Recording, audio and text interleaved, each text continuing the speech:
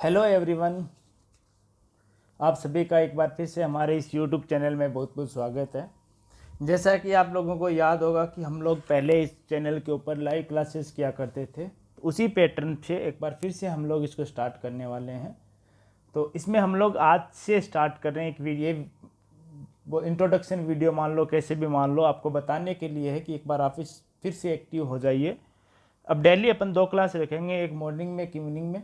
Time अपन इसका decide कर लेंगे। एक में जीके के 100 क्वेश्चंस रखेंगे जो मिक्स्ड रहेंगे, Rajasthan GK, India GK, science, computer, इन सब से। एक क्लास मैथ्स और रीजनिंग की रखेंगे, 30 से 40 क्वेश्चन डेली का। और एक 10 से 15 मिनट की क्लास या 20 मिनट की रख लो, एक क्लास और, जिसमें 20 क्वेश्चन हिंदी और 20 क्वेश्चन इंग्लिश के रखेंगे, ताकि आपकी राजस्थान पुलिस और पटवारी दोनों की प्रिपरेशन अच्छे से हो सके। प्रिपरेशन आप लोग कर रहे हैं, थोड़ा सा अपना कितना आपने किया है वो चेक करने के लिए हमारे टेस्ट में हमारे साथ जुड़ सकते हो। तो स्टार्ट करते हैं। ये छोटा सा एक वीडियो बना रहा हूँ आज मैं, इसको अपन देखते हैं। कुछ 35 क्वेश्चन है इसमें, तो देख लो एक बार कि जीके वाला जो पेपर होगा उसमें क्या किस टाइप के क्वेश्चंस रहेंगे। तो पहला क्वेश्चन है कि जब मुगल प्रांत, जिन मुगल साम्राज्य जो था, जब उसका पतन हो रहा था, तब कौन सा क्षेत्र था जो 1622 ईस्वी में तो पराजित हुआ यानी हार गया, 38 में वो मुक्त यानी फ्री हुआ, और 49 में जाके उस प्रांत का एकदम से खात्मा हो गया। तो वो कौन सा प्रांत था? कंधार था। कौन सा था? कंधार। क्वेश्चन नंबर 2 है, भगत तुकाराम जो है वो कौन से मुगल साम्राज्य के समकालीन थे? तो भगत तुकाराम है वो किसके समकालीन थे? जहांगीर जो मुगल सम्राट था उसके समकालीन थे। क्वेश्चन नंबर 3 है, निम्नलिखित मुगल सम्राटों में किसने अपने शासन का अधिकांश भाग दक्षिण राजवंशों को पराजित करने में बिता दिया? दक्षिण राजवंश कौन से थे? आप लोगों ने शायद पढ़ा होगा कहीं पे, वो चोल वाले जो शासक थे, पल्लव, चोल, वो सब क्या थे? दक्षिणों भारत के राजवंश थे। तो औरंगजेब जो शासक था वो उसने क्या किया था? अधिकांश भाग जो था, यानी अपने अधिकांश भाग मतलब अपने शासन काल का जो जितने साल उन्होंने 48 50 जितना भी शासन किया, उसके आधे से ज़्यादा सालों में दक्षिण वालों को हराने में ही व्यतीत कर दिए। कांधार किसके समय मुगल साम्राज्य से निकल गया था? अभी हमने देखा कांधार कब निकला था? 1649 में निकला था। भले हाथ पराजित कब हुआ था?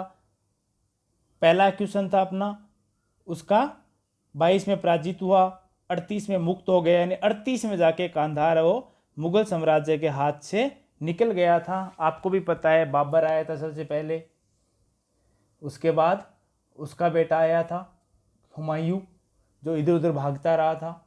फिर अकबर राजा बना था। तो अकबर से बाद में जो राजा बना था उस समय क्या हुआ था? निकल गया था। कौन? जहांगीर जो था वो हाथ से निकल गया था। क्वेश्चन नंबर 5 क्या कह रहा है क्वेश्चन? अकबर का सबसे अंतिम विजय अभियान कौन सा था? यानी अकबर का जो सबसे अंतिम विजय अभियान था वो था असीरगढ़ विजय अभियान। कौन सा अंतिम विजय अभियान था? असीरगढ़ विजय अभियान जो था वो अकबर का सबसे अंतिम विजय अभियान था। क्वेश्चन नंबर 6 है, कौन एक मुगल काल में चित्रकार नहीं था? इन चारों में से मीर सैयद अली भी पेंटर थे, चित्रकार थे, अब्दुल समद थे, बिशनदास थे, बाज बहादुर जो थे वो चित्रकार नहीं थे। क्वेश्चन नंबर 7 है, शेर शाह के बचपन का क्या नाम था? तो शेर शाह के बचपन का नाम था फरीद खां। क्वेश्चन नंबर 8 है, विश्व की सबसे व्यस्त व्यापारिक नदी, यानी व्यापारिक दृष्टिकोण से सबसे बिजी जो नदी थी वो कौन सी है? राइन नदी जो है वो विश्व की सबसे व्यस्त नदी है। क्वेश्चन नंबर 9 है, यूरोप महाद्वीप की सबसे लंबी नदी कौन सी है? यूरोप महाद्वीप की सबसे लंबी नदी है वोल्गा। कौन सी है? वोल्गा। क्वेश्चन नंबर 10 है, किस सागर के चारों ओर समुद्री जलधारा प्रवाहित होती है? ये चारों सागर है, चीन सागर, जापान सागर, सार्गेसो सागर और मारमारा सागर। इनके एक सागरीय है जिसके चारों तरफ है वो जलधारा प्रवाहित होती है, वो है सारगेसो सागर। क्वेश्चन नंबर 11 है, कौन सी जलधारा दक्षिणी गोलार्ध में बहती है? एक दो गोलार्ध हैं, एक उत्तरी गोलार्ध है, एक दक्षिणी गोलार्ध है। तो दक्षिणी गोलार्ध में जो जलधारा बहती है वो कौन सी है? हम्बोल्ट जलधारा। क्या नाम है उसका? हम्बोल्ट जलधारा। अपन तरीके से ले रहे हैं, मैं एक छोटा सा पैटर्न में आपको समझा रहा हूँ कि अपने क्वेश्चंस के, जैसे पहले 5-7 क्वेश्चन मुगल काल से उनसे रिलेटेड इतिहास के थे, फिर अपन नदियों इन पे आ गए, यानी भूगोल से रिलेटेड क्वेश्चंस पे आ गए हैं। जो दक्षिण गोलार्ध की जलधारा है हम्बोल्ट जलधारा, उसको एक और नाम से भी जाना जाता है और उस नाम को क्या कहा जाता है? पेरू की धारा। किसकी धारा कहा जाता है? पेरू, जो अमेरिका के, उत्तरी अमेरिका और दक्षिण अमेरिका दो महाद्वीप है, तो दक्षिण अमेरिका के अंदर आता है पेरू।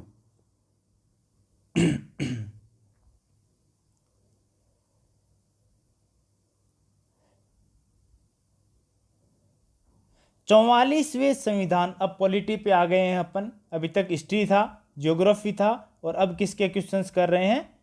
पॉलिटी वाले क्वेश्चंस कर रहे हैं। तो 44वें संविधान संशोधन विधेयक द्वारा किस मौलिक अधिकार को सामान्य वैधानिक अधिकार बना दिया गया था? एक मौलिक अधिकार सबको पता है हटाया गया था, वैधिक अधिकार या लीगल अधिकार बना दिया था, उसे मौलिक अधिकार नहीं था। देन वो कौन सा था?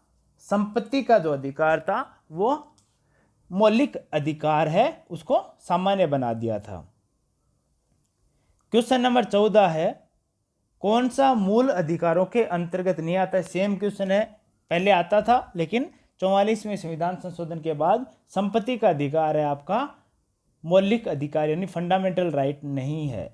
मूल अधिकारों पर आवश्यक प्रतिबंध लगाने का अधिकार किसको? अपने जो फंडामेंटल राइट्स हैं उन पे प्रतिबंध कौन लगा सकता है? संसद उस पे प्रतिबंध लगा सकती है। मौलिक अधिकारों का निलंबन कौन कर सकता है? मौलिक अधिकारों का निलंबन कब होता है? जब किसी देश में आपातकाल जैसी सेवाएं लग जाती है, और आपातकाल की सेवा कौन लगा सकता है? राष्ट्रपति। तो मौलिक अधिकारों का जो निलंबन है वो भी किसके हाथ में है? राष्ट्रपति के हाथ में है। संविधान में उद्घोषित मौलिक अधिकारों में संशोधन किया जा सकता है। तो संविधान के अंदर जो मौलिक अधिकार है उनके के अंदर संशोधन यानी अमेंडमेंट अगर कोई कर सकता है तो सिर्फ और सिर्फ संसद ही कर सकती है, बाकी किसी को ये अधिकार नहीं है। संविधान के किस अनुच्छेद में संविधान की संशोधन यानी संविधान को बदलने या फिर कुछ ऐड करने या हटाने की जो प्रक्रिया है, अमेंडमेंट, संविधान संशोधन, कॉन्स्टिट्यूशनल अमेंडमेंट की प्रक्रिया का उल्लेख किया गया है? अनुच्छेद नंबर 368 यानी 368 में। भारत में राष्ट्रीय जल संसाधन परिषद का अध्यक्ष कौन है? भारत के अंदर राष्ट्रीय जल संसाधन परिषद का अध्यक्ष प्रधानमंत्री है, लेकिन इस बार की जो कैबिनेट है उसमें एक मंत्री भी बनाया गया है, जल संसाधन मंत्री। राजस्थान के कोटा से एमपी हैं जो लोकसभा के स्पीकर हैं, और एक राजस्थान के जोधपुर से हैं गजेंद्र सिंह शेखावत जो जल संसाधन मंत्री हैं। कोटा से हैं ओम प्रकाश बिरला जी जो लोकसभा के स्पीकर हैं, और जल संसाधन मंत्री जिन्हें बनाया गया था वो है जोधपुर के गजेंद्र सिंह शेखावत। लेकिन उसके परिषद का अध्यक्ष हमेशा कौन होता है? प्रधानमंत्री होता है। परमाणविक ऊर्जा विभाग निम्नलिखित में से किस प्रशासन के अधीन है? परमाणविक ऊर्जा विभाग, जो परमाणविक ऊर्जा विभाग यानी एटॉमिक एनर्जी पावर वाला जो इलेक्ट्रिक पावर वाला जो विभाग है, डिपार्टमेंट है, वो हमेशा किसके अंडर आता है? किस प्रशासन के? प्रधानमंत्री कार्यालय यानी पीएमओ जो है उसके, प्राइम मिनिस्टर ऑफिस के अंडर आता है। राष्ट्रीय ध्वज को सबसे पहले कब स्वीकार किया गया था? तो राष्ट्रीय ध्वज जो अपना है 3 रंग वाला, उसको सबसे पहले कब स्वीकार किया गया था? 22 जुलाई 1947 में, जिसके 23 दिन बाद हम लोग 24 या 23 दिन बाद हम इंडिपेंडेंट हो गए थे, हमें आज़ादी मिल गई थी। संविधान निर्मात्री परिषद, झंडा समिति, संविधान के समय 3-4 समिति बनी थी, संविधान सभा, प्रारूप समिति, झंडा समिति। तो जो झंडा समिति बनी थी उसके अध्यक्ष कौन थे? JB कृपलानी थे। संविधान सभा के डॉक्टर राजेंद्र प्रसाद थे। प्रारूप समिति के डॉक्टर BR अम्बेडकर थे और श्री राजगोपालाचारी स्वतंत्र भारत के पहले गवर्नर थे। अब पहले हिस्ट्री आई, फिर ज्योग्राफी आई, फिर पॉलिटिकल आई और अब आ गई है अर्थशास्त्र, इकोनॉमिक्स। हमने क्या किया है, क्वेश्चन जब भी अपन टेस्ट करेंगे तो अपने पास एटलीस्ट 10 टॉपिक हैं जीके में, जैसे Indian history, geography, economics, political, Rajasthan history, geography, economics, political, computer science, technology वाले क्वेश्चन, ऐसे मिला के 10 कैटेगरी है। तो मैं सोच रहा हूँ हर कैटेगरी से 10-10, 12-12 क्वेश्चन लेके 100 क्वेश्चन का डेली टेस्ट रखेंगे और 30 क्वेश्चन रीजनिंग इस बार ज़्यादा इंपॉर्टेंट है राजस्थान पुलिस और पटवारी में, तो 10 मैथ्स और 30 रीजनिंग का एक टेस्ट वो रखेंगे, बाकी हिंदी इंग्लिश के 20-20 क्वेश्चन का हम ये डेली करने वाले हैं। इस चैनल को वापस से आप लोगों को जोड़ लीजिए, इस पर लाइव क्लास करेंगे। क्वेश्चन नंबर 23 है, भारत की अर्थव्यवस्था को सबसे अच्छे ढंग में किन शब्दों में व्यक्त किया गया है? भारत की जो अर्थव्यवस्था है उसको अगर सबसे अच्छे शब्दों में अगर कोई कहे तो व्यक्त करना है तो उसे मिश्रित अर्थव्यवस्था का नाम हम लोग दे सकते हैं। क्या नाम दे सकते हैं? मिश्रित अर्थव्यवस्था। क्वेश्चन नंबर 24 है, कौन एक योजना आयोग के प्रथम अध्यक्ष थे? योजना आयोग का अध्यक्ष हमेशा प्रधानमंत्री। द्वितीय पंचवर्षीय योजना में किस क्षेत्र में विकास पे बल दिया गया था? तो पंचवर्षीय योजनाएं जो चल रही है उसके अंदर जो दूसरी पंचवर्षीय योजना थी उसमें अर्ध औद्योगिक संरचना जो थी, अर्ध संरचना जिसको बोलते हैं, उस पे ज़्यादा बल दिया गया था। पहले में कृषि के ऊपर बल दिया गया था और दूसरी वाले में औद्योगिक संरचना के ऊपर बल दिया गया था। क्वेश्चन नंबर 26 है, राष्ट्रीय प्रतिभा खोज परीक्षा के द्वितीय चरण में चयनित पश्चात छात्रवृत्ति किस हेतु दी जाती है? तो राष्ट्रीय प्रतिभा खोज परीक्षा के अंदर जो छात्रवृत्ति स्कॉलरशिप मिलती है वो हमेशा उच्च शिक्षा देने, आपको PhD MPhils करने हैं, हायर एजुकेशन, उच्च शिक्षा ग्रहण करनी है तो उसके लिए दी जाती है। क्षेत्रीय शिक्षा संसाधन किसके अधीन संचालित हैं? जो क्षेत्रीय शिक्षा संसाधन जो हैं वो किसके हैं? NCERT के अधीन है केंद्र लेवल पे, और स्टेट लेवल पे भी एक होता है, जैसे राजस्थान में RBSE भी चलता है, CBSE बोर्ड है उसे RBSE है, लेकिन ये बोर्ड हैं क्षेत्रीय शिक्षा संसाधन। किताबें अभी भी राजस्थान में भी NCERT पैटर्न की है, तो NCERT जो है वो क्षेत्रीय शिक्षा संसाधन उसके अधीन से चलता है। बाकी RBSE CBSE ये दोनों बोर्ड हैं अलग अलग, स्टेट और केंद्र सरकार के, लेकिन क्षेत्रीय शिक्षा जो है वो NCERT चलाता है, जिसकी किताबें भी पढ़ी होगी आप लोगों ने। समतुल्य शिक्षा कार्यक्रम अपनाने वाला देश का पहला राज्य राजस्थान है, जो समतुल्य शिक्षा कार्यक्रम अपना दिया है। देश का सर्वश्रेष्ठ लेपर्ड पार्क बनाया गया है, तो लेपर्ड पार्क है देश का सबसे सर्वश्रेष्ठ, वो है झलाना, जयपुर के अंदर बनाया गया है। क्वेश्चन नंबर 30 है, स्वतंत्रता के पश्चात राजस्थान में वन अधिनियम पारित किया गया। कब पारित किया गया? 1953 के अंदर राजस्थान में वन अधिनियम पारित किया गया। राजस्थान वन्य पशु व पक्षी संरक्षण अधिनियम 1951 कब लागू किया गया था? 23 अप्रैल 1951 को लागू किया गया। राजस्थान वन्य पशु व पक्षी संरक्षण अधिनियम जो है वो 23 अप्रैल 1951 को लागू किया गया। राष्ट्रीय पशु बाघ के संरक्षण हेतु टाइगर प्रोजेक्ट परियोजना कब शुरू की गई थी? 1 अप्रैल 1973 को टाइगर प्रोजेक्ट यानी बाघ परियोजना शुरू की गई थी, राष्ट्रीय पशु जो है अपना बाघ उसको बचाने के लिए। गिद्धों का तीसरा प्रजनन केंद्र राजस्थान में स्थापित किया जा रहा है। कहाँ स्थापित किया जा रहा है? कौन से राज्य में? राजस्थान में गिद्धों का जो तीसरा प्रजनन केंद्र है वो स्थापित किया जा रहा है। नेचुरल हिस्ट्री म्यूजियम आप सबको पता है कहाँ बनाया गया है? जयपुर के अंदर बनाया गया है, नेचुरल हिस्ट्री म्यूजियम की स्थापना की गई है। तो आज के इस वीडियो के अंदर और हैं 1-2 क्वेश्चन अभी। अरावली वृक्षारोपण योजना किस देश की सहायता से चलाई जाती है? जापान की सहायता से चलाई जाती है। कंपनी है OECD, जिसकी सहायता से अरावली वृक्षारोपण परियोजना है वो चलाई जा रही है। क्वेश्चन नंबर 36 है, धार्मिक स्थलों से जुड़ा पारंपरिक आखेट व वन कटाई निषिद्ध क्षेत्र कहलाता है। क्या कहते हैं? ओरन कहते हैं, जिसमें धार्मिक स्थल है वहाँ पे पारंपरिक आखेट व वन कटाई क्षेत्र निषिद्ध क्षेत्र होता है, उसको क्या कहते हैं? एक वर्ड दिया गया है, ओरन। तो ये है आज की अपनी जो क्लास थी, उसमें मैंने 36 क्वेश्चन रखे थे।